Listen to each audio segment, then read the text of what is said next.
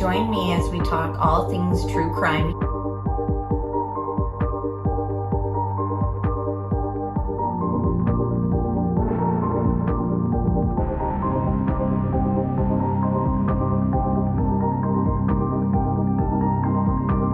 Made contact and shattered. The missing 4-year-old. The parents have called in and advised that the mother has went through a wall, came home, now they can't find her. Turn it over to another agency. Chad, where are Lori's kids? They've been missing for 4 months. You have nothing to say? 4 were stabbed multiple times and were likely asleep during the attack. Some had defensive wounds. Most of them had just like one that was the lethal stab wound. Oh, what a tangled web we weave. Once I told a lie, and I told my family, I had to keep lying. What's your, is it deemed? We haven't cleared anybody.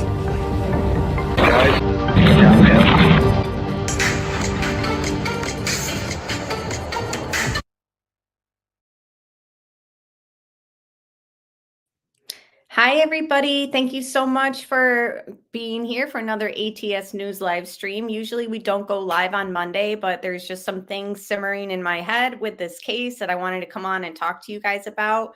I'm only going to be on for about an hour because I know Melissa Jade is going live later tonight and I moderate over there. So I want to be sure that I'm there for that chat.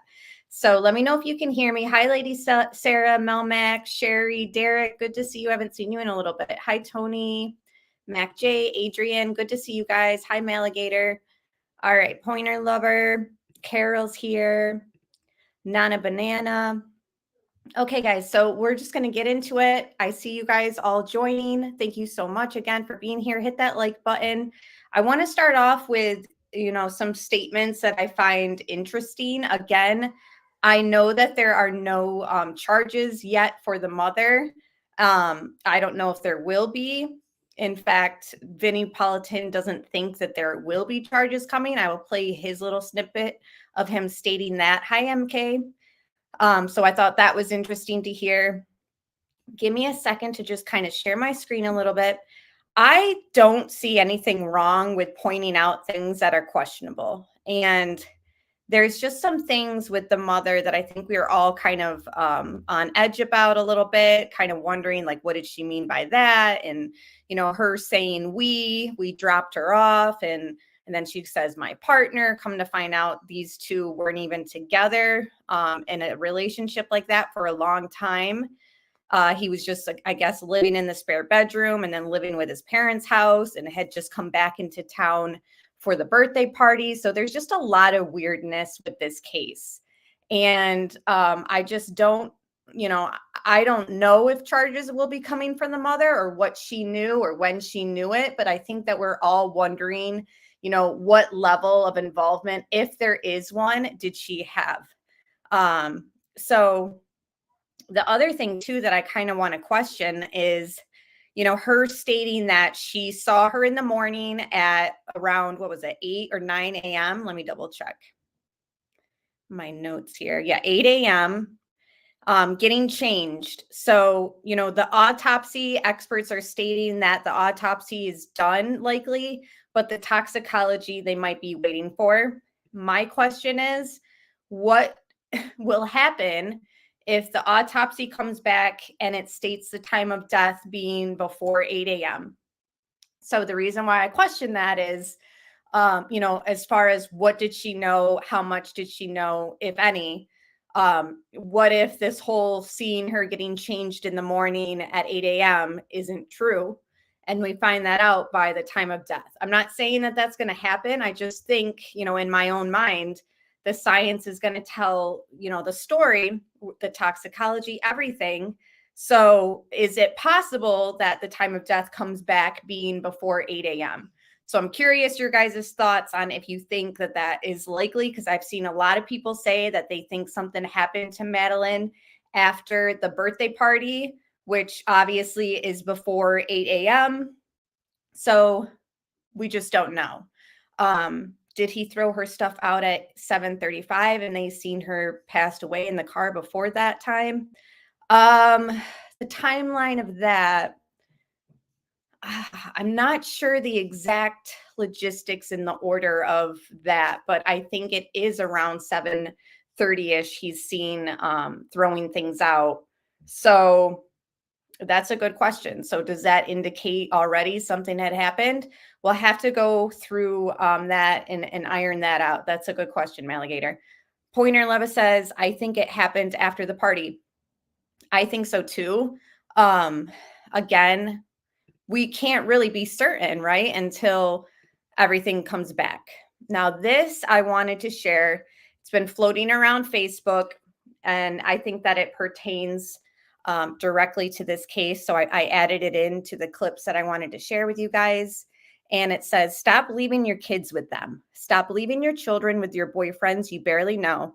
Stop letting your family members you don't entirely trust watch them because it's free. If you have a gut feeling about someone that doesn't sit right with you when it comes to your child, cut all ties with this person. If your little one comes to you and says, I don't want to stay with that particular person, do me a favor and listen to them and always believe them. I myself would rather believe them and be wrong than call them a liar and be wrong. So I think that this is a good reminder and perhaps, I guess, maybe a lesson that we can learn in this case. I know that a lot of people are very vigilant with their kids anyways, especially if you follow true crime, but, pass this along to somebody, someone who might not be as aware as we are in these situations with cases like this. So yeah, time of death is going to be key. Derek, 29 months, you remember. Thank you so much for all your support. One of the OGs of this channel. Yep, that's true. Hit the like all. Thank you so much, Derek. I really appreciate you and your support. Yeah, it's very sad and questionable. Always listen to your children. So there is rumors out there that the mother knew. Again, I just want to specify that it is rumors. We don't know if statements that are going around are accurate, just like the rumors that she was pregnant. We don't know, so I think that it's important, and I do, like speculating and going through things, but I need facts to kind of base my speculation on. There is a Facebook post going around that pretty much says, it's like hearsay from a friend of theirs that works with Maddie's aunt. She said the mom knew. Again, this is just Facebook speculation. We don't know if it's exactly true. And then there's rumors that the aunt has told the police that all that. So we don't know. We don't know if she was pregnant. And people in comment sections are posting like she was pregnant, so this was premeditated. And I try my best to comment back and say like, well, that's a rumor, or that's being speculated on. We don't know if it's actually true. But I just can't keep up with all the rumors being posted in comment sections at times. So everyone's entitled to their opinion. I do think that it's important to kind of get the truth out there, but it is very possible that maybe she was pregnant. We just don't know that yet. And, will they share certain details with the public? I don't know. There's people saying that there's strict laws in Florida when it comes to sharing minors' autopsy information. I don't know what will be shared. And Maligator, thank you so much. Grandma was saying she was scared to sleep alone. Yeah, that was an interesting comment. It's very unsettling. So again, I know a lot of hi B Crumbs and Marshall Dove. It's good to see you guys. Having her body in the car scene if killed the night before, why would that be the best case scenario? Why risk the drive by versus putting her body somewhere far away? Just saying she disappeared. And that's a good point too. If she died after the party the night prior, why whisk her off in the morning when you're seen on CCTV, when the investigators can see in the car and speculate like, yes, she was passed at that point. You would think that if something happened after the party and it was nighttime, why didn't he just do that drive and dispose of everything at night? I mean, I don't feel, I know that there are those, and I'm curious your guys' thoughts. Hi, Doug. Good to see you. Do you guys think, and just Doug, I know you just shared this on your stream, that you felt that perhaps it was premeditated, perhaps the rumors of her telling kids at school and people knowing about the essay was true.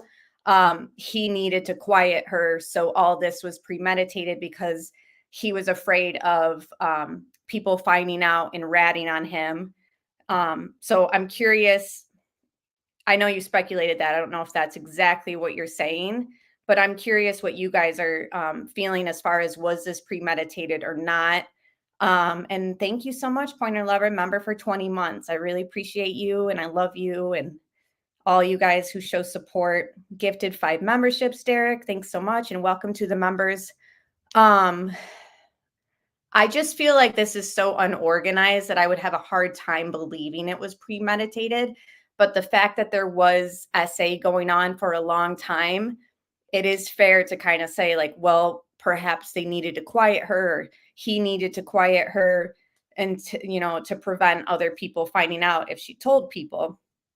But, I guess you could have a premeditated crime and it still be unorganized. I just am like, why didn't he dispose of her at night? Why didn't he throw the stuff out at night? The fact that his tire, had issues with his tire. Why would he bring his vehicle, I guess, if it was, shoddy, drove all that way? I think it was only like 19 miles, but still, it was just kind of very unorganized. And of course, the autopsy or the crime scene pic that got leaked made its rounds. I seen it. You really can't tell, like, it's not obvious what type of death she sustained. So it's not like you see a gunshot wound. It's not like you see something, wrapped around her neck.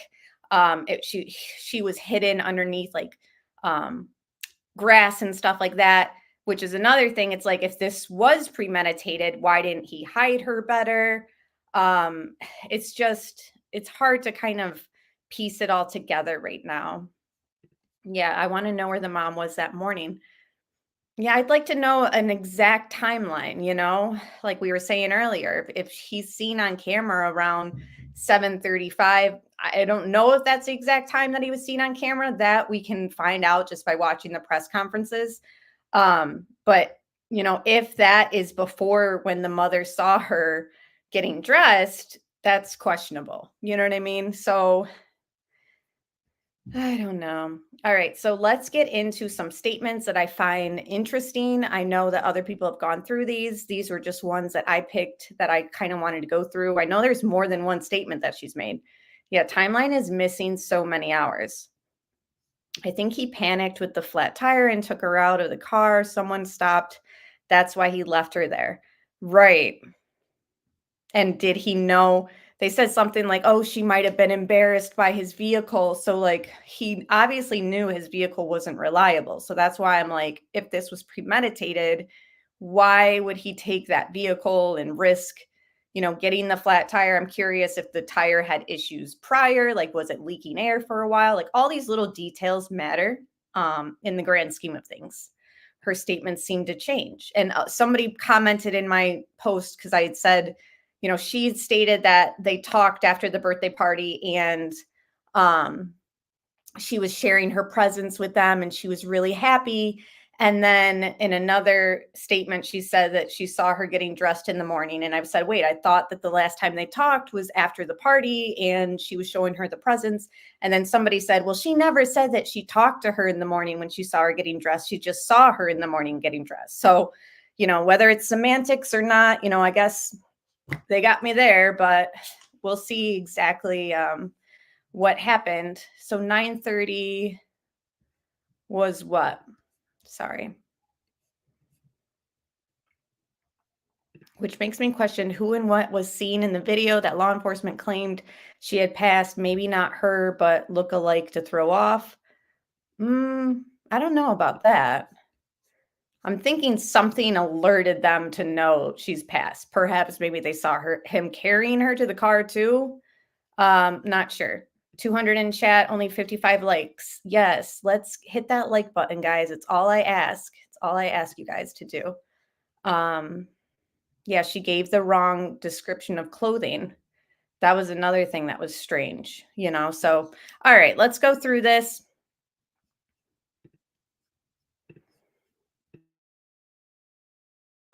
We were able to access Madeline's phone, and there is information on the phone that indicated that she told people when she turned 13, which was on February 22nd, she actually wanted to go live in the woods. So that was in her phone. Is she the So remember that statement and that text that she sent to a friend. When she turns 13, she wants to go live in the woods. type that would run away? Has this happened in the past or anything? Has she ever threatened to run away? Never. She's never ever mentioned anything like this before, and she's not the type to want to do this. Now, see, she's saying she's not the type to, do that. And yet she sent the text to friends saying, and allegedly it was her. I know people don't believe it was her. I think that it's still a chance that it was a staged text. But still, if this mother is totally innocent and not in the know of anything, she's admitting here that she went through her phone, nothing stood out, and she's not the type to run away. Okay, then didn't you find it odd that she was telling people that she wanted to go live in the woods? Like, to me, going to live in the woods is like running away from home. She did accidentally leave her phone on Monday, which is kind of normal for her. She's got ADHD and very forgetful. And isn't it interesting she has an excuse for why the phone wasn't with her, when we know that a phone can track someone, very easily. And yet the mother is making an excuse for why the phone wasn't with her. Oh, she's ADHD. I don't have a child with ADHD. I know somebody who does, and their tablet never leaves his hand. It's like he's attached to his iPad tablet. It's not a phone, but age difference. So I can't really compare what a teenager with ADHD would have. But I've seen so many people kind of say, like, no, that's not. Here's an example, Alligator. My son has ADHD. He would never leave his phone. And again, I mean, even Vinnie Politan on his channel today was like, I don't know about that. I mean, everyone's entitled to their opinion. Everyone has their own experiences. But I just think this whole, having an excuse for it too is another thing that's like, oh, so she's just got the answer, all the answers for why this strange occurrences are happening. She's ADHD, so she forgets that. And I looked at their messages. Nothing was weird. I looked at all of her messages, all of her deleted messages. Nothing seemed weird. I looked at all her messages and nothing was weird. Yet we just saw in the press conference the law enforcement agent saying that she had texted friends saying when she turns 13, she wants to go live in the woods. So why, when she's got the chance to kind of talk about her phone material and all that, why isn't this mother at this point, whose daughter is just missing? She hasn't been found dead. She's simply missing. Why would she say that she didn't see anything weird in her phone? Like, to me, if I'm seeing my child say, when I'm 13, I want to go live in the woods. I mean, to me, and they're missing, that's weird to me. So I don't understand that. Ben Deo says, there is no mystery here. They just need to arrest mom. We'll see. Time will tell, right? Skinny gifted 10 memberships. Thank you so much. And welcome to all the new members. And thank you, Skinny. I love that picture of your cat. Oh my gosh, is that your cat with like the heart patterns on him? So cute. So don't you guys think that that's sort of weird? Like, I know people have gone over this interview a million times already, but to say that she went through her text messages and nothing stood out as weird and she's not the type to run away, and then law enforcement says she sent a text saying she wants to run away to the woods, or sorry, she wants to live in the woods when she turns 13. Like, to me, that's weird. She agrees. She thinks abduction is so casually coming up. Yeah. And she's like, I think that she was taken. Anybody else that I've seen in a situation like this, guys, we've seen so many cases, right? The mother says something along the lines of, I don't want to think that it's true, but it's possible maybe somebody took her. But in this instance, the mother is just flat out like, yes, I think someone took her. Like, it's not, I hope that's not what happened. It just seems like she's trying to push that narrative. I could be wrong. And of course, there's instances where I've been suspicious of somebody and then that, like in the Kylie Rodney case, one friend, Sammy, was super, suspect to me. And then come to find out, they labeled that case an accidental death. So obviously no criminal investigation, no charges on Sammy. That doesn't mean that case is, cut and dry, because that's another like strange case. But, even with Debbie Collier, her daughter was lying. We caught her in inconsistencies, and they didn't label that death as a murder either. So it's just, I think that we should be able to come on here and say, like, this is odd. Does anyone else find this odd? People are asking for the mother to be arrested. Time will tell. I don't know her level of involvement, but I think it is really telling that she hasn't been arrested yet. You know what I mean? It didn't seem like she was talking to anyone. So I don't feel like that's the case. I feel like she may have been taken. The sheriff says they have I feel like she may have been taken. And again, she's not asked, what do you think happened to her?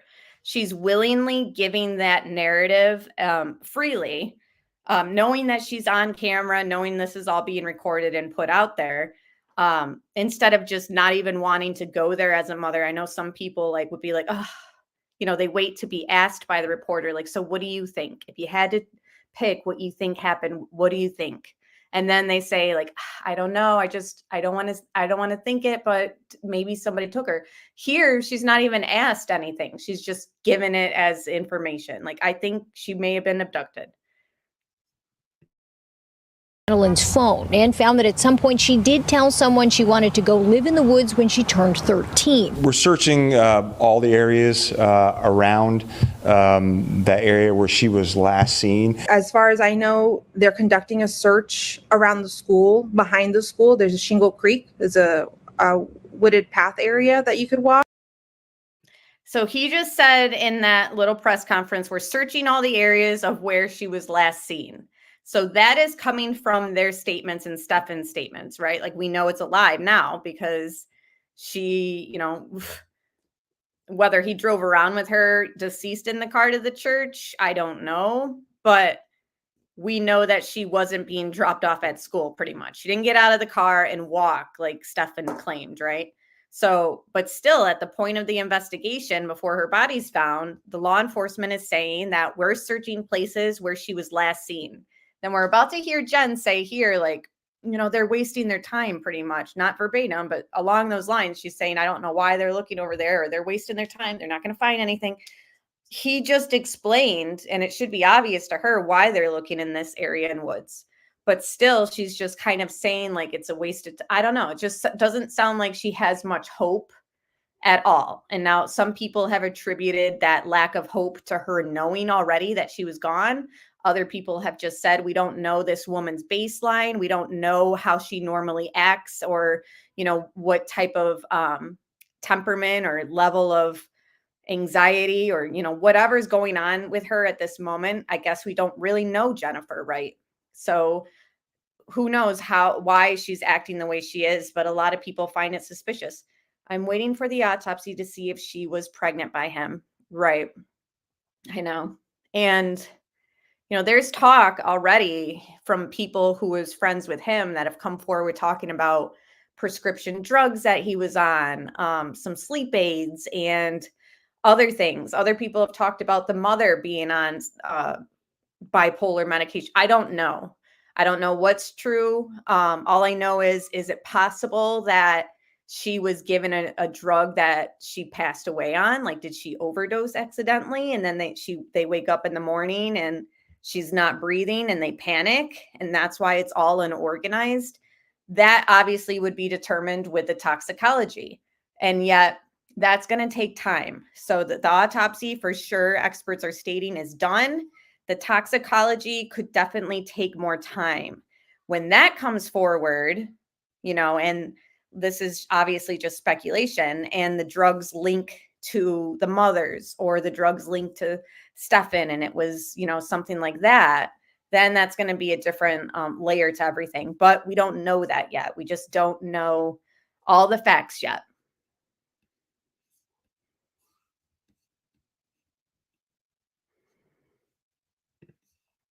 Only 18 women in the USA have been sentenced and received DP, I believe. This may be why charges are taking so long. Obviously, I'm 50-50 and only my best guess. Interesting. Yeah, I mean, I can't wait to play this Vinnie Politan little clip because he's pretty much saying he doesn't think charges are coming for her. So again, he's a former prosecutor. He's seen a million cases.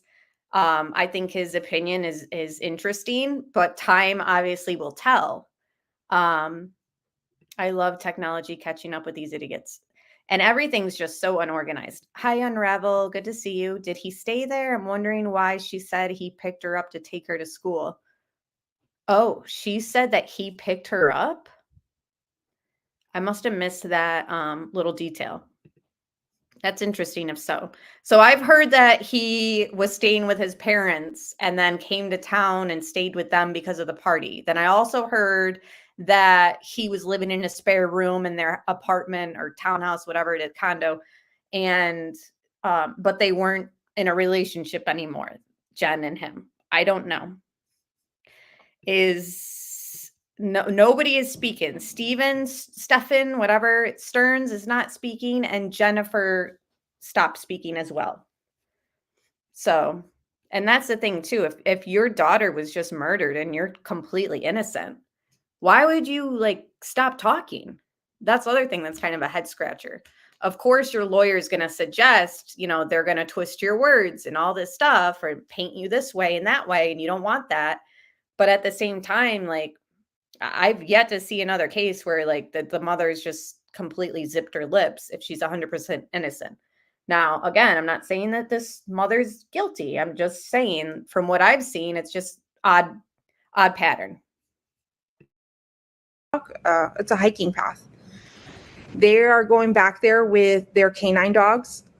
They've taken a piece of her clothing to see if they can trace her scent. They're also taking their own vehicles. I'm not sure what type of vehicles, but they're going into the woods to search for her.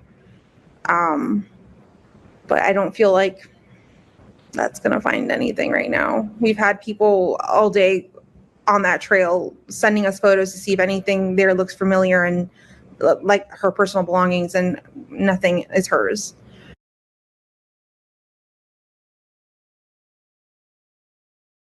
All right. So again, those were just some statements that I wanted to go through with you guys. Let me switch up my screen real quick.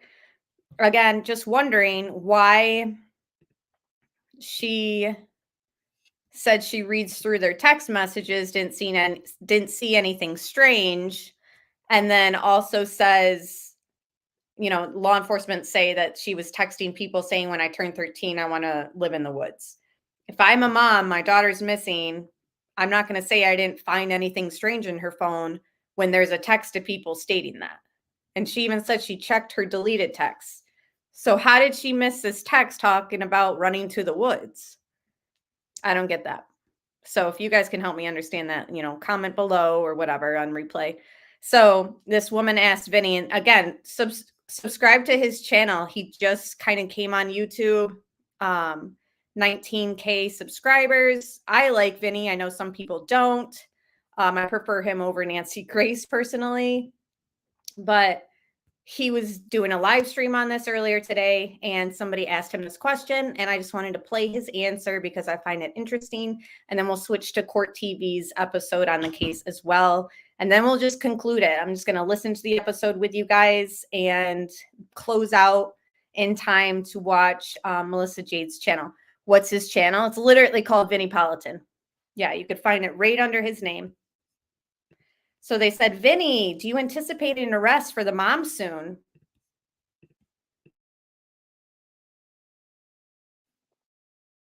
Do I anticipate an arrest for mom soon? No, I don't. And again, this is a tightrope for prosecutors because you're looking at mom, you're looking at the first witness I would call in the case.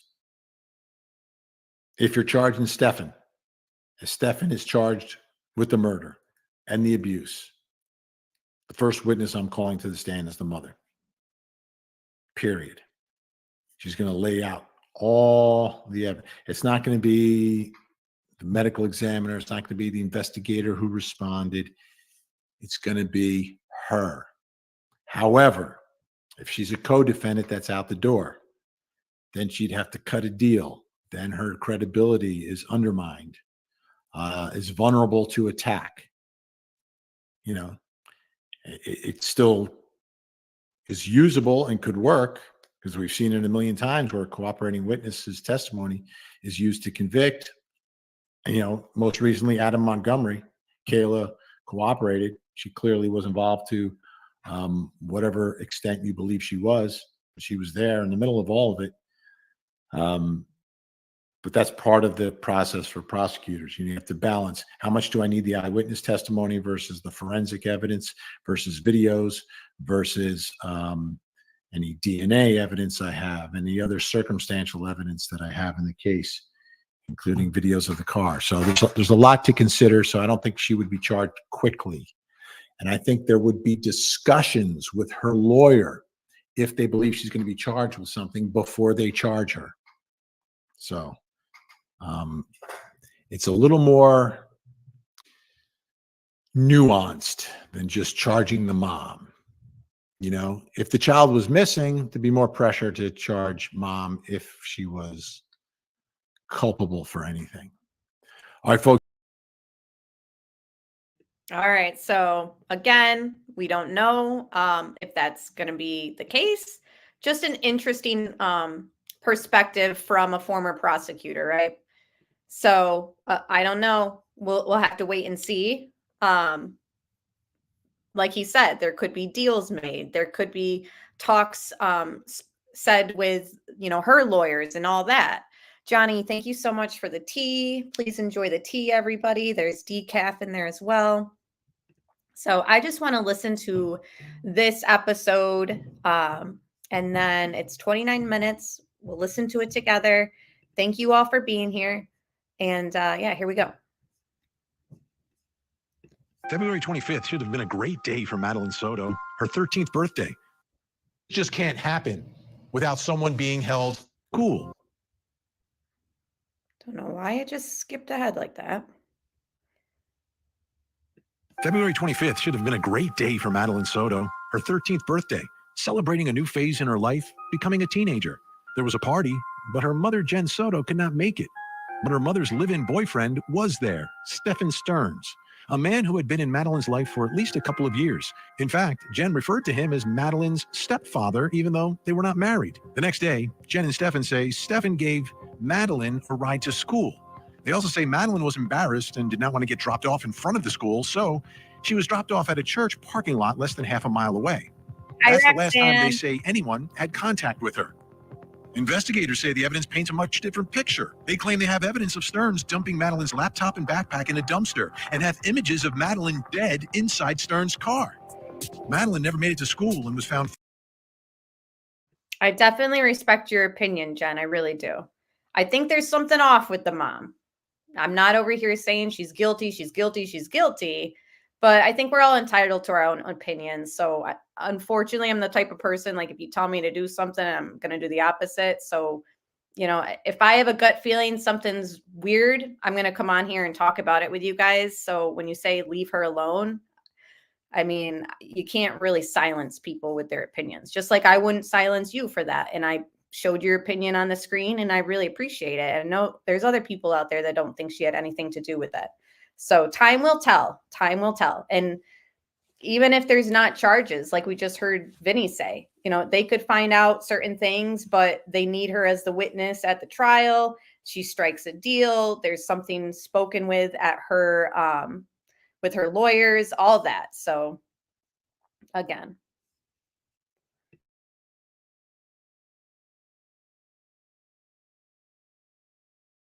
"4 days later in some brush, 17 miles from their home in Kissimmee, Florida. Stearns was arrested after images of Madeline being sexually assaulted were allegedly found on his phone, some dating back to when Madeline was just 11. But at this point, there have been no charges related to her death. Tonight, we take a closer look at the story told by Madeline's mother, then take a look at the recovery scene. What will this autopsy reveal? All this as we investigate the tragic life and death of Madeline Soto. I'm Vinny Politan. Thank you for joining us tonight. It's just not fair. It's not fair what happened to this little girl. And that's the thing is like, there's nothing on this channel coming out saying the mother's guilty and arrest her. Like I've seen other channels like, ranting and raving saying arrest her, handcuff her. What's taking so long? She knew. We never said that once here. We've just stated, this is odd. This is weird. She changed her story here and we've shown legit contradictions. So, we don't know. We really don't know what's going to happen, really. I feel she was willfully ignorant, and that could be all it was, right? We've said that the description of her outfit was different than what she was found in. We've said that she stated that she saw her the night prior talking about her presence, and then the next day, another statement, she says that she was seeing her at 8 a.m. when she was getting dressed. So there's just things that I think are fair to question, and people want to know, like, so wait, what did you mean by this? What did you mean by that? And then that whole, like, I went through her phone, no weird text messages, nothing stood out as unusual. And then we find out that she said she wants to run away to live in the woods when she turns 18. So there are things that I think are fair to question. But never once have we said on this channel, arrest her. So I just want to make that clear.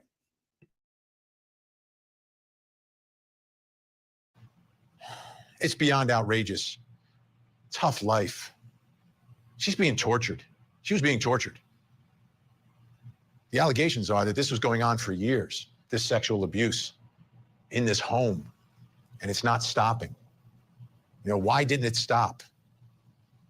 Why didn't someone step in? Why didn't anyone know? A lot of questions tonight, but the bottom line to all of this, she only lived to her 13th birthday, and it's not fair what happened to her. Now, let's talk about Mr. Accidental Factory Reset, Stearns over here. I mean, this is the guy. He's in custody now because of what was on his phone. The phone that he accidentally did a factory reset on the day that this little girl disappeared. Like, come on. Does he really think everyone is that stupid? Like, you can't put two and two together?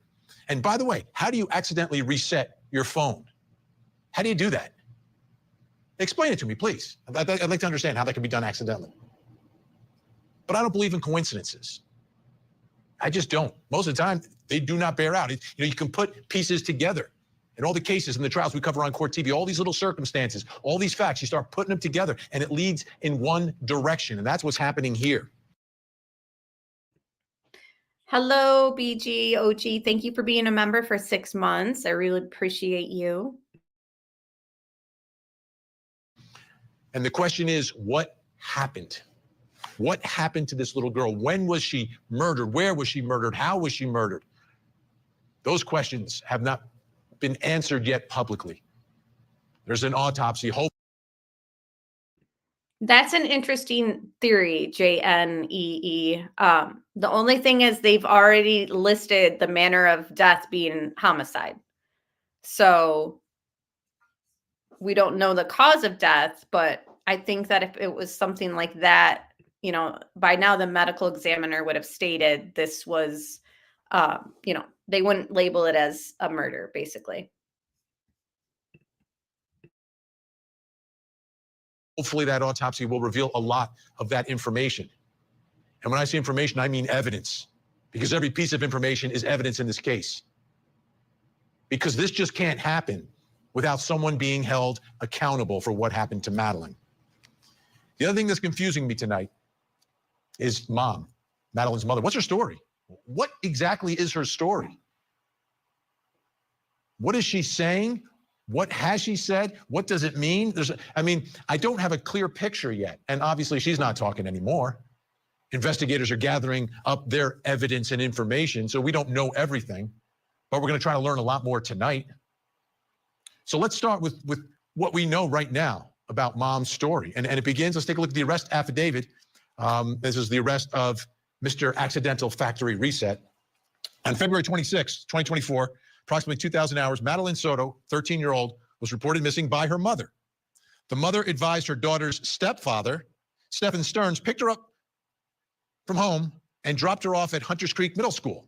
The mother then went to pick up Madeline from school at dismissal and learned that Madeline never showed up for school. So that's when she finds out. She goes to pick her up at the end of the day. That's when she says she finds out her daughter is missing. Stepdad dropped her off at school. Now, we know she's spoken publicly because I see a lot of I see a lot of comments about polygraphs. Was there one used or something and I missed it? And yeah, they're not admissible in court for a reason. They're only like a tool to be used in an investigation. So, oh my gosh, Mike, thank you so much for that super chat. Sorry to interrupt. 40,000 subs. Congrats. Thank you so much. And thanks everyone who wished me congratulations on that. Again, I can't do it without your guys' support. So thank you. The mom looked terrible, like distraught. People are saying she didn't look sad. Look at it before and after picnic. That's hard because we don't know her baseline, right? Like, how is she normally? You know, I don't know her. We just don't know her. I never saw a single wet tear, though. I'm just being honest. I'm not saying that that means she's not distraught. I'm just saying I've seen cases that are similar to this, and, you know, the mother can barely even get out words. So, again, I don't know Jennifer. Does she have, you know, does she take medications? Does she have, you know, a condition? We don't know her. So it's hard, I guess, to kind of judge her demeanor. But from everyone I knew, they kind of felt like feels kind of flat. But that's just the consensus that I've seen.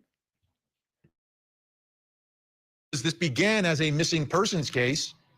And when she spoke with WFTV 9 down in Orlando on March 5th, or actually a report from WFTV on March 5th. This is interesting. Newly obtained documents show that the girl's mother told deputies on February 26th that she saw her daughter getting dressed for school at 8 a.m. on Monday, and Stearns then took her to school. Okay, more statements from mom there.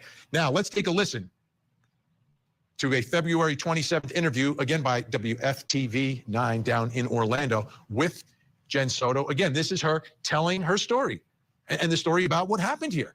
Let's listen. We dropped her off at school, close to school. She wanted to walk the rest of the way. She was spotted walking by the church, by the middle school on the cameras. They saw her hang out in the parking lot for a little bit and then get up and leave. They didn't see a vehicle or anything else. They just saw her walk away around 9 a.m. heading towards the school, but she never made it. What was the last thing, I guess, the conversation that you two had with your daughter? We spoke about her birthday party. She had a birthday party on Sunday. She had a great time. I couldn't make it because I was working, but she had an amazing time. She was so happy with all her gifts. I told her good night, and yeah, that was it. I wasn't the one who took her to school in the morning. That was my partner. But yeah, in my heart, I feel like somebody took her. This isn't like her to just pick up and run away, or just not go to school. You know, I don't know. Now, again, it might be true that this isn't like her to pick up and walk away, but law enforcement has come out saying that she's sending people texts about, you know, living in the woods when she turns 13. So this is just where I go round and round. Like, if the mom went through her phone and all this stuff, like, why isn't that mentioned from the mother's own mouth? Like, why did we have to hear that information just from law enforcement? What do you think? She was last seen wearing a green hoodie, black shorts, white Crocs, a black JanSport backpack with gray hibiscus flowers on it. She got dropped off in the morning. We did not notice until after school pickup at 4 o'clock when I went to go pick her up, and she wasn't at school. All right, when you put all this stuff together, I'm hearing some clear contradictions, some holes in the story, and some ambiguities. No, I'm right there with you. I'm not saying she's guilty, but I would be hysterical if my child was missing. Maybe that's just me. No, I think the majority, I would say the majority feels that way, same way. There's definitely a psychological type with these parents who value their romantic partners over the safety of their children. Absolutely. Yep. And that could definitely be the case here. to me is a huge red flag. I would never celebrate my child's 13th birthday and not be there. You plan around work. This is weird to me. I agree, especially since it didn't fall on her exact birthday. So if you're going to schedule it for a different date than her actual birthday, why not do it on a day that you could be there? We're on clothes. Who told her she was wearing shorts? Again, I think that there's a reason why we're wondering these things, right? Like, we're not just pulling things out of the sky saying like, this is weird, this is weird. Like, we're literally pulling out legit examples of saying like, this isn't adding up. And I think that, we should be able to come here together and say, this isn't adding up. Do you guys feel the same? I want to take some time tonight to try to clear things up as best we can at this point of this investigation. Now, back to the Court TV podcast. On the ground, down to Orlando, to some folks who are working this story. Joining me in Orlando, Florida, WFTV investigative reporter. That's a good point, AV. She said she thought Maddie was taken. If she didn't know what happened to Maddie, she would have kept all options open, in my opinion. And that's not the only interview that she said, that she thought she was taken. She's used the word abducted. Why isn't there anything that falls in another option? There's just no other option. If she has ADHD and she forgets her phone sometimes, then isn't it, a chance that maybe there was something that took place outside of her phone that you were looking at? It's just, shouldn't there be other options, basically? And again, she's given this, she was taken, she was abducted theory without even being asked by the reporter, like, what do you think happened? So, take it for what you will. I find that odd. Most parents who use the, abduction theory are kind of asked, like, so what do you think happened? And then they're kind of forced to go there mentally and think about it. And like, I don't want to say it, but, someone could have taken her. While I have it paused, Eddie, thank you so much for 4 months as a member. I really appreciate you, Eddie. And since I have it paused, MW, thank you. Hi, Amber. Love your videos. I'm new to your channel. Thank you so much for being here. And I love your picture. That doggy looks so happy. Reporter Shannon Butler. Shannon, great to see you tonight. I'll leave him on the screen a little longer. Good to see you, Vinny. Also with us, editor of the Osceola News Gazette, Ken Jackson, also working the story. Thank you so much, Ken, for joining us. All right, let me start here. Shannon, from your perspective, how clear is it about this birthday party that takes place on Sunday, going to school on Monday, who's in the house, who's not in the house, who's going where? Is there any clarity to what's going on there before this alleged drive to school? Well, that's the time frame that we're still trying to piece together as we try to look at this timeline of events. We know that the birthday party happened. We know at some point she was in that home. We don't know who was in the home with her at the time because the stories have not been clear. We've talked to Stephansterns, we've talked to Jen Soto, and the story. That's totally fair, Kathy. She says, I have questions. I don't know why it makes me so uncomfortable to actually suspect her. It's something with all parents in these cases, maybe because of Johnny Gosh's mom. I'm not familiar with that case, but you just reminded me of, remember that one where the mother went to prison because they claimed that she had something to do with the baby's death, and she kept telling people when they were camping that the baby was taken by it was a dingo. Remember? Is that what it's called? I don't know. It's like a coyote, but I think it's called a dingo. The dingo took her baby, and yet she got wrongfully imprisoned. And then come to find out, it wasn't her. It literally was taken by a dingo. Yes, a dingo. Isn't that terrible? The dingo took the baby. So yeah, I mean, again, I got to be careful with what I think and say. I'm not out here saying arrest her, lock her up. But there are weird things. There's weird aspects here. Stories weren't quite clear about what happened then. All we know is they claim that he took her to school, and that's when she had vanished. Now, Ken, I want to put up the first contradiction that I'm seeing in some of these statements that have been made public. The affidavit states that Jen told deputies her partner, Stephansterns, dropped Madeline off at Hunters Creek Middle School on the morning of February 26th. When interviewed by WFTV on February 27th, Jen says Stephansterns dropped Madeline off near the school. What about that drive? Was that drive made? Where's he driving that morning? And is there any evidence of him being anywhere near the school that day? Well, first of all, Vinny, thanks for having me on.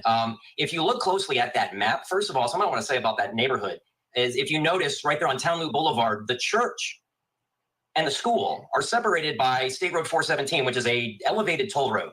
So to say that they're really near the school, you can't see the school from the church. So there's that. And then we do have the inconsistency of, in the affidavit, the mention is that Stephen dropped her off. And then we hear from the mom that we dropped her off. So that's something that we're trying to confirm right now. I did speak informally with a member of Kissimmee Police Department on, on Tuesday night. They're now the lead agency in the investigation. I was there for an unrelated event. And I asked about any investigation that's currently going on in the mother. To tell you how tight this investigation is right now, I was told, and I'm paraphrasing here, was that we have a focused investigation going on in order to present an airtight case to the state attorney's office. That's okay. So did you guys hear that? This source on Vinny's podcast today on Court TV is saying he, asked law enforcement directly.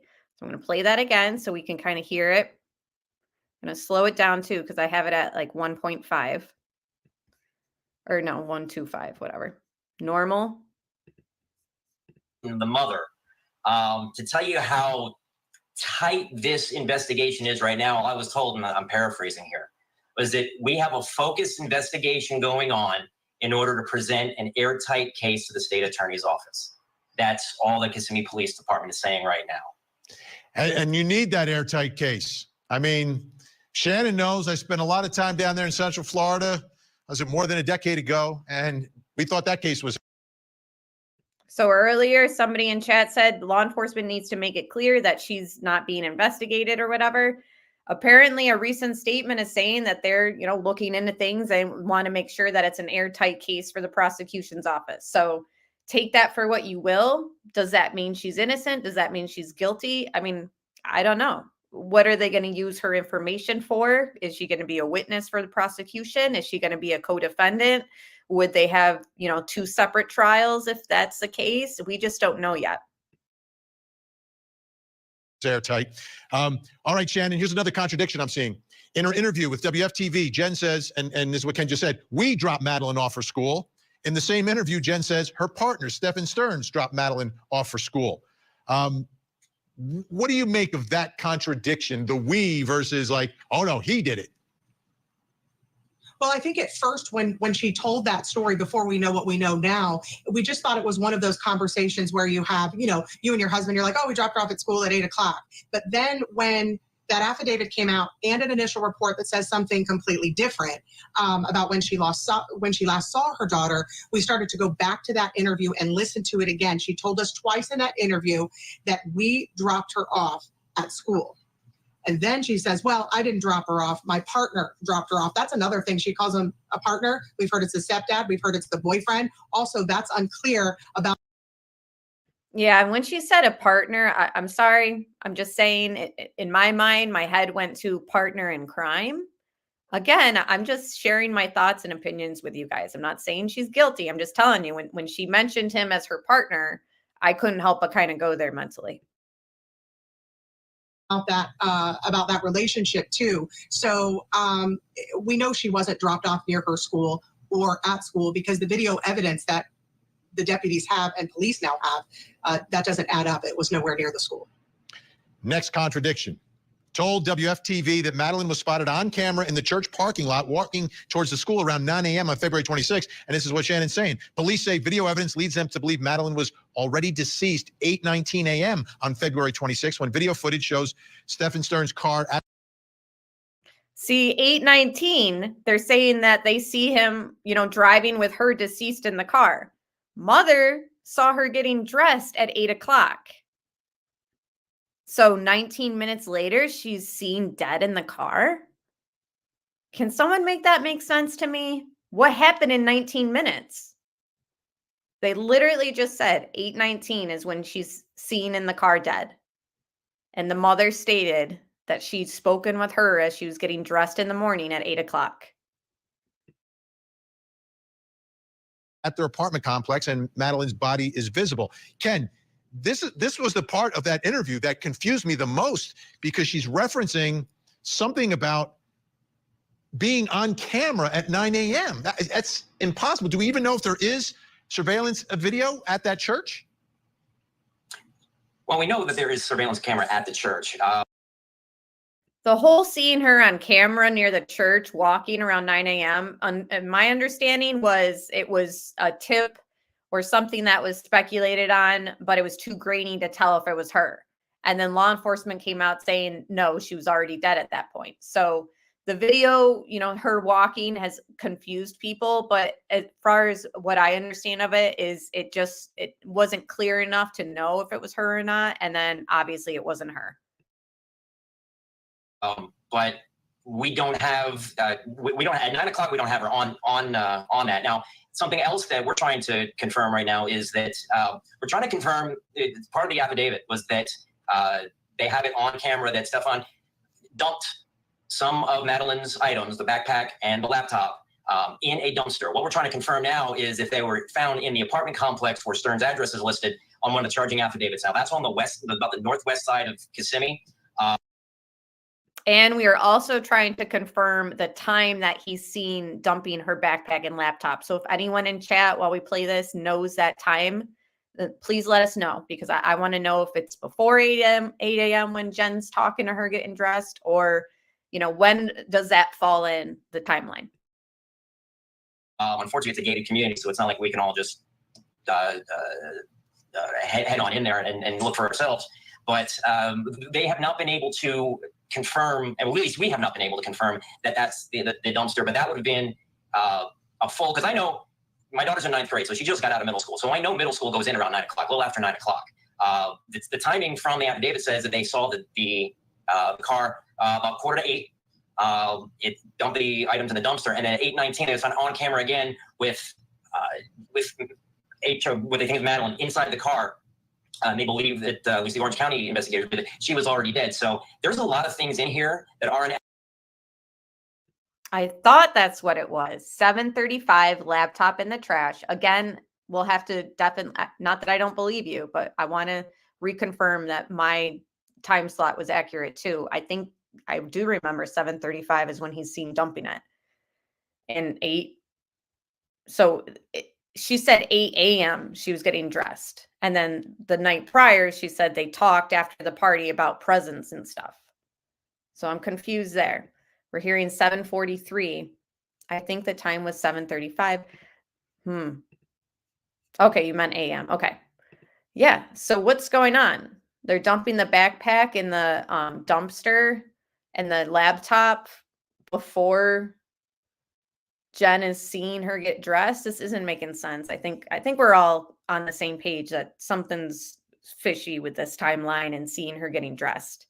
And I seen somebody say, I think she lied about seeing her getting dressed. I think that's kind of where we're headed, but we don't know 100%. Adding up that we're hoping will come clear once the investigation is revealed by Kissimmee police. Another contradiction, Shannon. Ready? Here we go. According to a WFTV report, Jen Soto told deputies she last saw her daughter 8 a.m. on Monday, February 26, getting dressed before school. But she also told you guys in an interview she last spoke to her daughter on Sunday, February 25th. So to me, this is the biggest mystery that I have. Where's mom in the morning? Who's in the house? When could this have happened? Where was the party? What time was the party? Where was mom? Did mom speak to her in person? Did she speak to her on the phone? Any clarity on any of this, Shannon? Well, we know that her mom said that she was not at the party, and I think folks at that party confirmed that she was not there. She somehow was back in that apartment, and not for the mom to say that she had that long conversation with her about how excited she was about the party, how she liked her gifts. We have video of that birthday party. We know that the little girl did celebrate her birthday, but once she got home, that's the problem that we're having.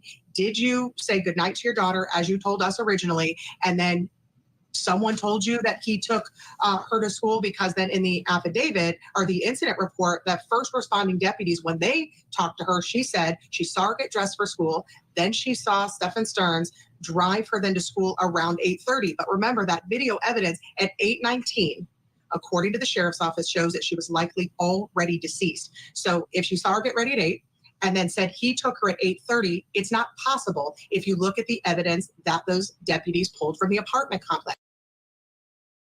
Thank you, Maligator, for the super chat. Press conference says he was throwing her stuff away at 7:35. So stuff's being tossed away at 7:35. Mom allegedly talks to her while she's getting dressed at 8 o'clock. 8:19, he's seen on CCTV footage with her in the car, and she's deceased at that time. And then around 1 and 2:30 p.m. is when he's changing the flat tire out where her body's found. So something's obviously not adding up with the mother's statements. We know obviously that Stephen is lying. He's lied this entire time, and he's done things to kind of cover up his crime, and he's 100% guilty. We can be rest assured that he belongs, behind bars, receiving the DP in Florida because it's a crime against children. So that's going to be automatic. Now, where she lies in all this, was she told to tell these lies by him? Are we going to find out that she was actually abused by him? All this, we're going to have to wait and see, and all of it will be laid out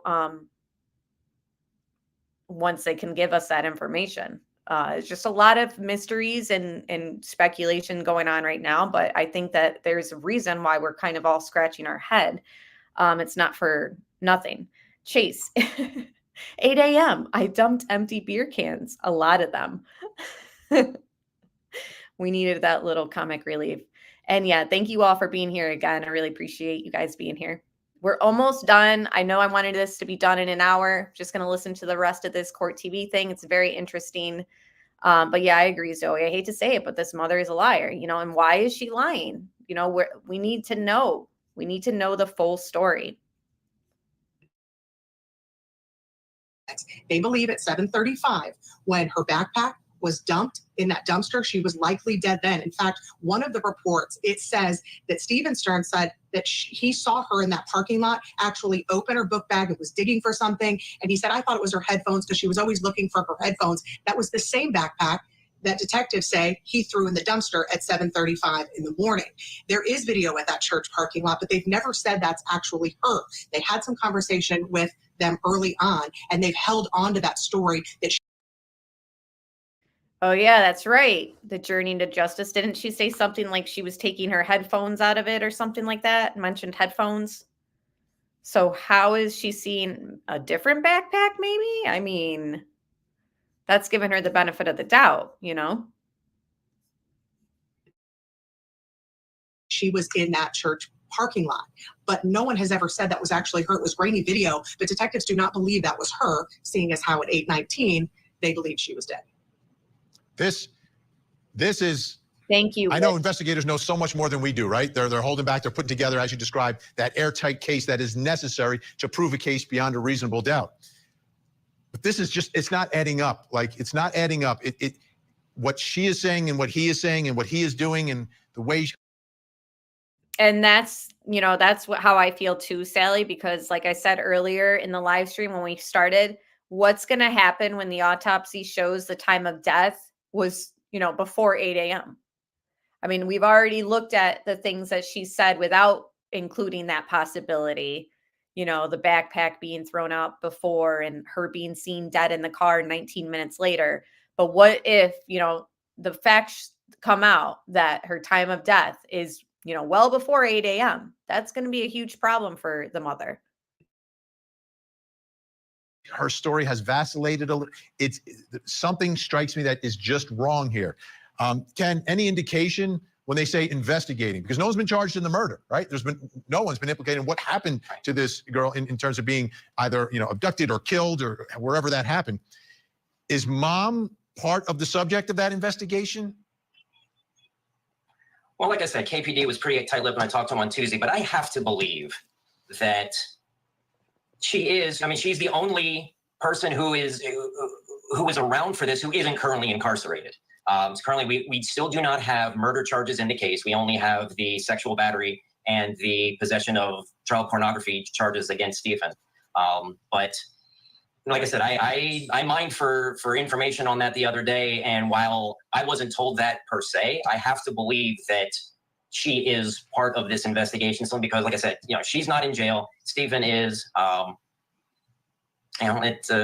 This is going to be a very interesting investigation when it comes out. I'll tell you that.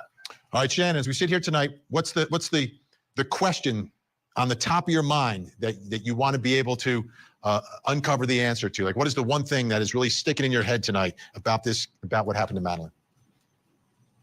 What her mother knew before her death in those 2 years where detectives say she was being abused by her boyfriend, what the mom knew then and what the mom knew in those final hours. There's a lot of question there. There's a lot of different stories. I think investigators are still trying to piece together. We're still trying to piece that together. I think until we know that, because remember, there's two separate investigations going on here, what happened before and what happened leading up to it and after.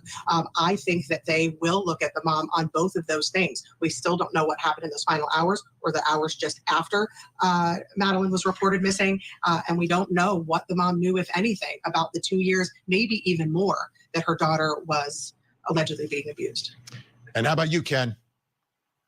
Well, what I want to know is, so the investigation concludes that the sexual abuse that was on Stephen's phone occurred in 2022.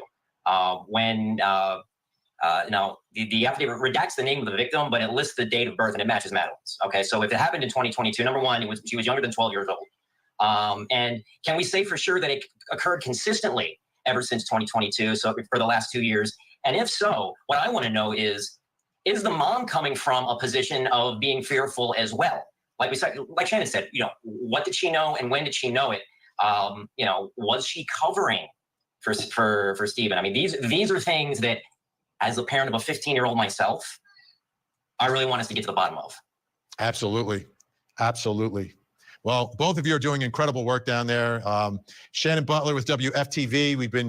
You've been gracious enough to let us share that interview that you guys did. It was amazing. Thank you so much, Shannon. Ken Jackson, Osceola News Gazette. Keep digging, and I hope you'll both come back on because we're going to continue to cover this story. Now, back to the Court TV podcast. We have evidence that shows stephansterns returning to the complex, and Madeline was visible in that vehicle. We believe she was already dead at that time.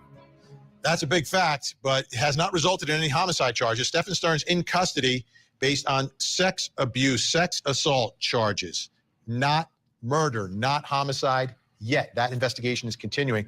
So I want to take a look at that arrest warrant. It's graphic, absolutely graphic. They looked at the contents of his phone. Okay, before we get into that real quick, there's only a few minutes left, like 5, not even.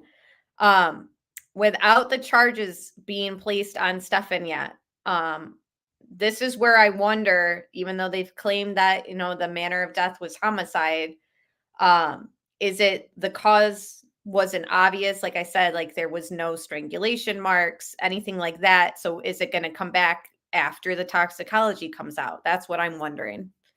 So, and thank you, Pinky, for being a subscriber. Several images and videos were located, which depicted an apparent child with her upper private area, lower private area, and back private area as the focal point of pictures and videos. Sick stuff. Pictures of videos depicting an apparent child's private parts and mouth being assaulted by male genitalia. This warrant charges that they occurred August 20 of 22 when the victim was just 11 years old. So what's going on? How is she handling this? How does a child like this deal with this? Let me bring in my guest in St. Louis, Missouri. Licensed mental health and nationally certified clinician specializing in trauma, child abuse, and neglect, Sharonda Brown, and psychotherapist, CEO of Life Counseling Solutions in Orlando, Florida. Dr. Janie Lacey is with us as well. Thank you both for being here. Sharonda Brown, I'll begin with you. What is this child going through? I mean, at a minimum, it begins at age 11. I'm sure there was a lot of fear and anxiety, confusion at first, probably afraid for her life. And after a certain while, she becomes accustomed to it and very much used to it, very much like grooming. And if that's gone on for a couple of years, especially if the environment was agreeing, meaning if her mom knew about it and didn't do anything about it, she probably began to think that this was a way of life, but still felt very, very uncomfortable. I can imagine that as she got older, she started probably to defend herself or speak up more for herself, but we don't know that for sure. But I'm sure she started out very anxious and after a while became very used to the culture of the abuse. Dr. Janie Lacey, they live in a house, 1,400 square feet, 2 levels. It's a nice townhome. It's not a sprawling mansion, though. The 3 of them, apparently, we know were living there. And this abuse begins allegedly in 2022 inside that house, based upon what investigators are telling us. What are your thoughts about mom and daughter, their relationship as this is allegedly going on? And would an 11-year-old tell her mom? Well, it depends on the circumstances, Vinny. You know, depending on that relationship that she had with her mom, if it was truly built on trust and connection and love and protection and guidance, the way that us as moms should be with our children. With the absence of those things, children learn how to survive. And even now, guys, just tell me if I'm off base here with this, but I can't help but wonder, like, were there any doctor visits like for UTIs?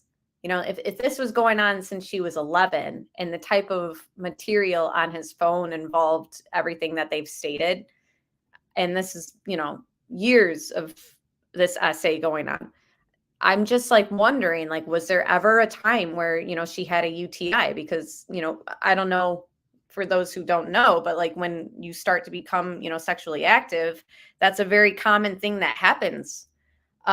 So I just wonder, like, I can't help but wonder, when we want to know the level of, what did Jen know? Is something going to come up where it's like she was going to the doctors for stuff like that? Like, I just wonder.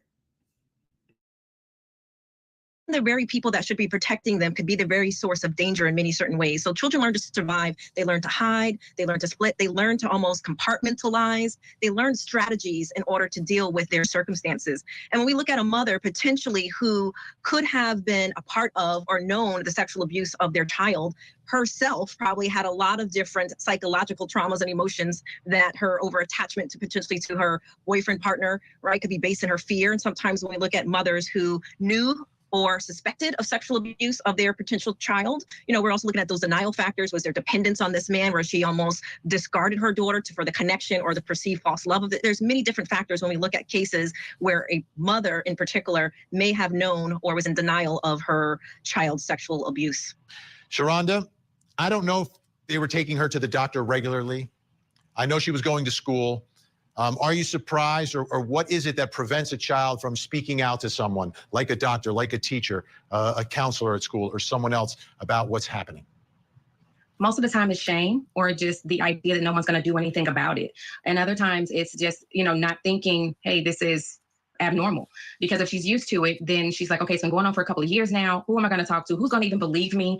Is my mom going to do anything about it? And let's just say that her mom found out and there were consequences in that household for her speaking up. She's probably going to project that reaction onto all the other officials. And that includes teachers, principals, health administrators. So it just depends on what the reaction she got when she first spoke up, if it ever came out.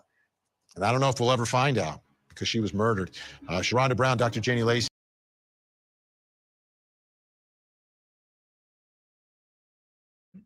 All right, guys, I appreciate you guys joining me. I know this was kind of spur of the moment. Usually I don't go live on Mondays. Had to come in here and talk to you guys.